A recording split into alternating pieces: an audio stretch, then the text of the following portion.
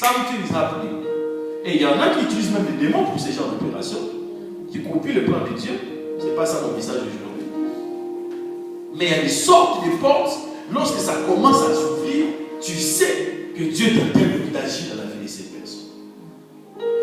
Je vous dis, humainement, ça peut arriver qu'un ami avec qui vous avez étudié, quelqu'un avec qui vous avez vécu dans le même quartier, quelqu'un avec qui vous venez de la même famille, tu sens qu'il ou elle est en train de percer et tu peux avoir une jalousie, il appelle jalousie humaine. Ça veut dire une remise en question. Tu dis, mais pourquoi moi je n'ai pas ça? Pourquoi moi je n'arrive pas à voir ça? Pourquoi? Mais dès le moment où tu commences à sentir en toi la jalousie qui t'emmène des pensées mauvaises, commence à prier. Et tu sais la meilleure prière à faire. Commence à dire, Seigneur, bénis ce frère, bénis cette soeur. Commence à prier positivement et puis tu vas voir, cet esprit va partir. C'est un démon.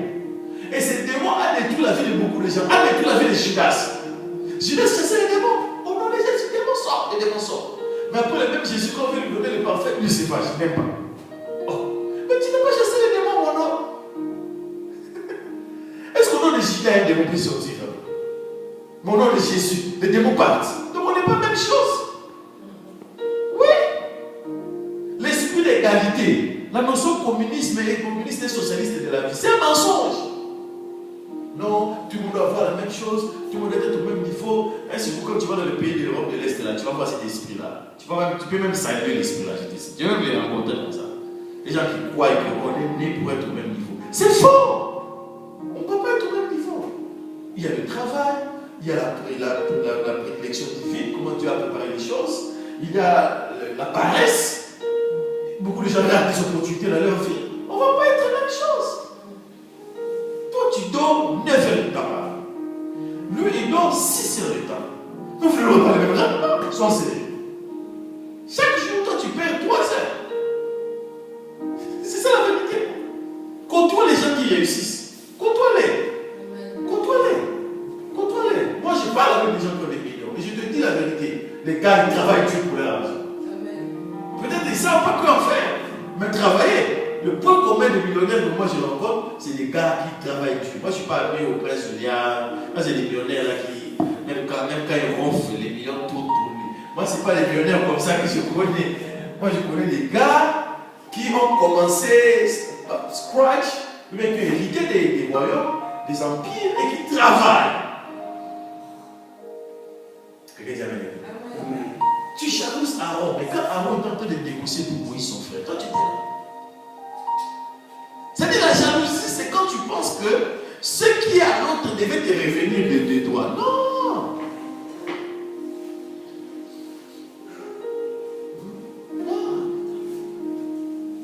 Un jour, je suis au téléphone. Pendant que je suis au téléphone avec ma grande sœur. Je me rappelle, je n'oublie pas cette histoire. Dans les temps de petit à l'époque. J'étais venu à Londres et je devais repartir par bus, donc je prenais un bus à Golden Spring. Et pendant que j'attendais le bus, elle m'appelle, on parlait en français et tout. On regardait le fois. Après le bus arrive, je lui dis attends. Donc, je vais parler au chauffeur de bus pour m'assurer que c'était le bon bus. Je parle en quelle langue? En anglais. Je parle en anglais, tout. Elle m'entend parler. Après, je reviens vers elle. Elle me dit tu voulais me montrer que tu parles anglais?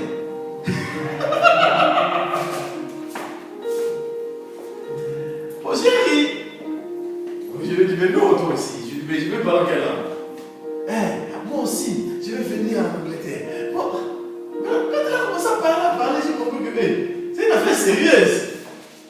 Ouais, c'est une affaire sérieuse. Elle pensait que, là, et je peux le dire parce qu'elle m'a même appelé une fois pour s'excuser parce que, tu vois, elle dit, parce qu'on est loin là, tu es dans un autre pays, vous ne parlez pas trop, tu ne sais pas ce qui se passe dans le cœur des gens. Mais c'était là la fenêtre qui me permet de voir. Oh, j'ai un problème ici. J'ai un problème ici. Ah, il y a une affaire de jalousie qui commence, qui n'a pas de sens. Amen. Dieu lui a fait aussi grâce. Maintenant, il voyage tout le temps. Là, elle est à Lille, en France. Donc, je lui dis, maintenant, tu as vu l'Europe. Tu as vu maintenant. Maintenant, tu comprends. Amen. Des fois, quand cet esprit-là veut te visiter, parce que je le dis par le futur, parce que tu ne sais pas ce qui va se passer dans ta vie, dans ta famille. Souviens-toi de cet enseignement. Dieu ne se vide pas en donnant. Il est la seule personne qui qui donne sans s'éviter. Un Shaddai, ça veut dire celui qui se suffit en lui-même. Quand il a 1000 et qu'il te donne 10, il reste encore avec 1000. Il est la seule personne qui donne et qui ne s'évite pas. Donc quand tu donnes un peu, tu t'évites. C'est ce qui fait que des fois donner est difficile. Parce que tu te dis, mais si je donne, je reste avec quoi? Mais Dieu est la seule personne, quand il donne, il ne s'évite pas.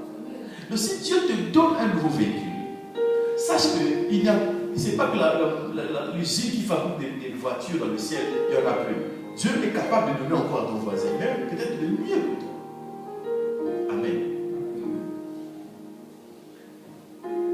Troisièmement, tu attires la faveur de Dieu sur toi en faisant l'alliance avec Aaron.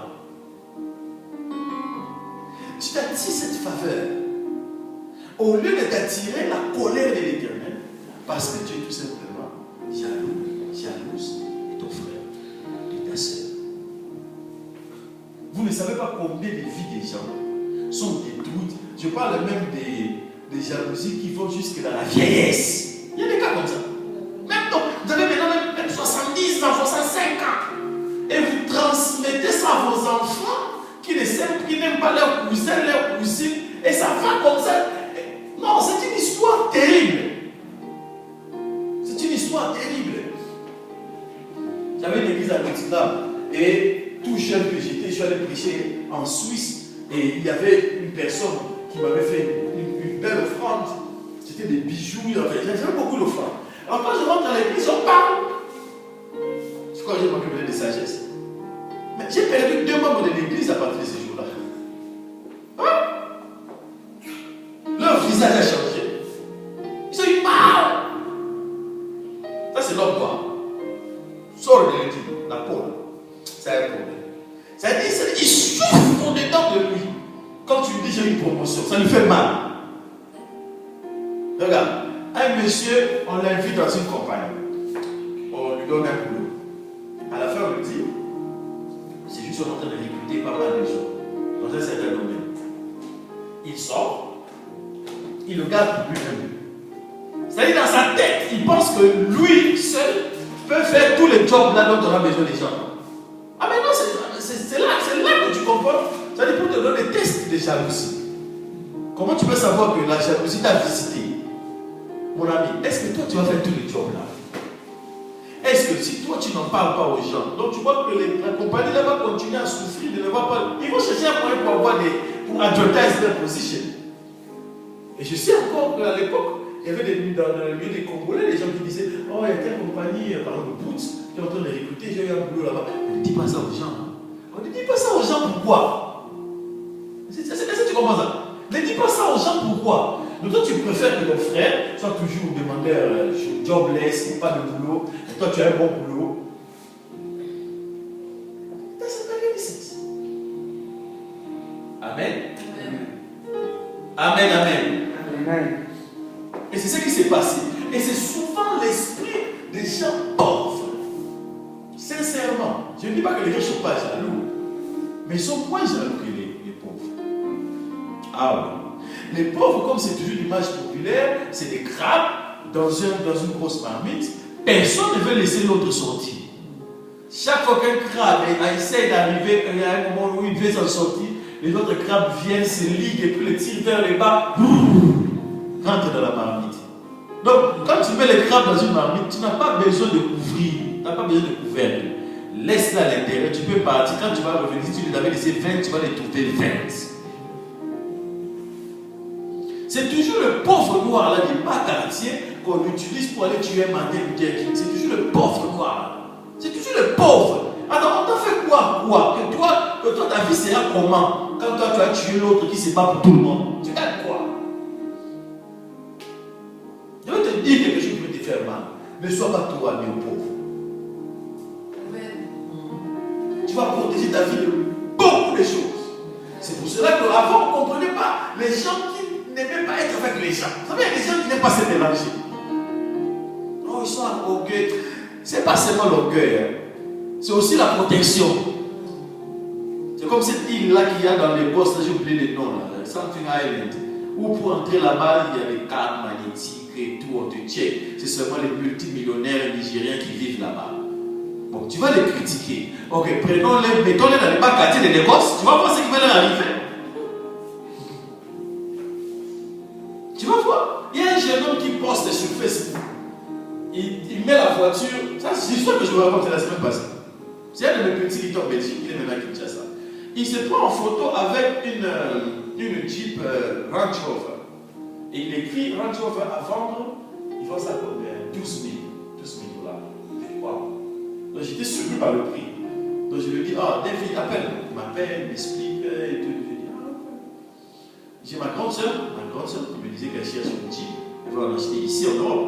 Je lui dis, on va là pour ça. Après j'ai oublié avec les activités. Et là, je vis hier, le jeune homme a posté maintenant en disant, sorry, on m'a agressé par les bandits.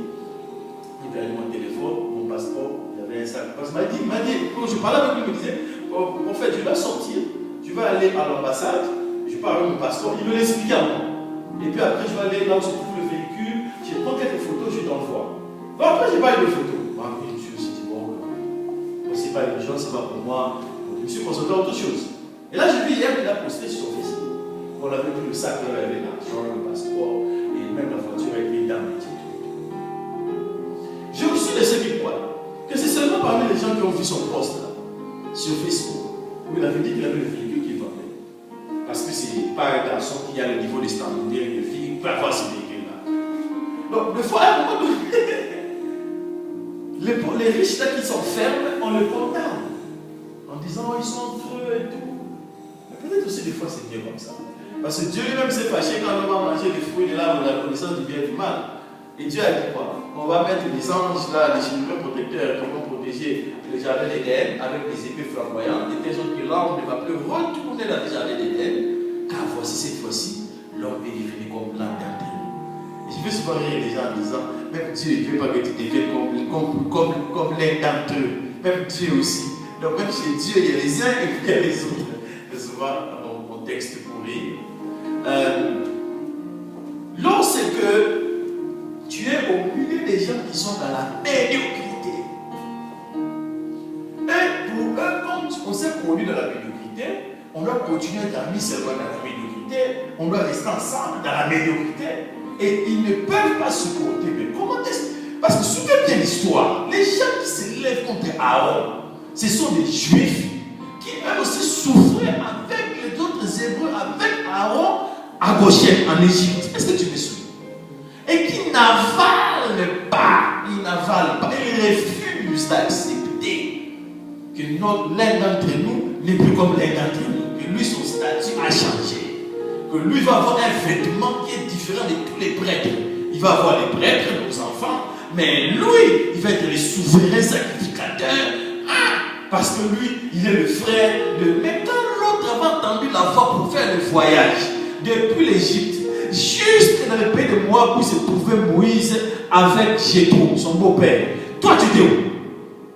Quand tu vois Dieu donner quelque chose à quelqu'un, il y a toujours une raison. Il n'y a pas de gloire sans histoire. Tu ne le connais pas. On a montré une vidéo d'une histoire. Un jour, il y avait un grand prédicateur au Nigeria, le plus grand prédicateur que j'ai jamais connu au Nigeria, il s'appelait Benson House. À l'époque, dans les années 80, le gars avait été privé des prix de pétrole, il te construit pas une maison, pas un quartier, mais une ville. C'est un homme de Dieu puissant. On a toujours dit qu'il était trop en avance par rapport à son temps. On laisse pour son compte 27 résurrections de morts. La dernière résurrection de mort, c'est une semaine avant sa mort. Il va prêcher en Australie. Il y a une petite fille qui était morte, australienne, qui l'a ressuscitée, qui l'a emmenée avec le Nigeria pour présenter aux gens. A true man of God. A true man of God. Et il avait une foi brutale. C'est-à-dire, c'est des gens, il y a tous les sorciers de l'Afrique et du monde annoncent qu'ils vont faire leur réunion à Benin City, qui se trouve au Nigeria. Et lui, comme c'est l'église de Benin City, il fait venir les représentants de ces gens-là à la télé pour dire que la réunion n'aura pas lieu. Et le monsieur refuse leur réunion. Il donne des arguments juridiques et tout. Lui, il sort la Bible, il lit le texte où il est écrit que les sorciers doivent mourir. Alors il prend une machette, il dit maintenant, I'm going to kill you in the name of Jesus. Et les sorciers disent non. Et le sorcier annule les réunions. Voilà, une fois vraiment brutale.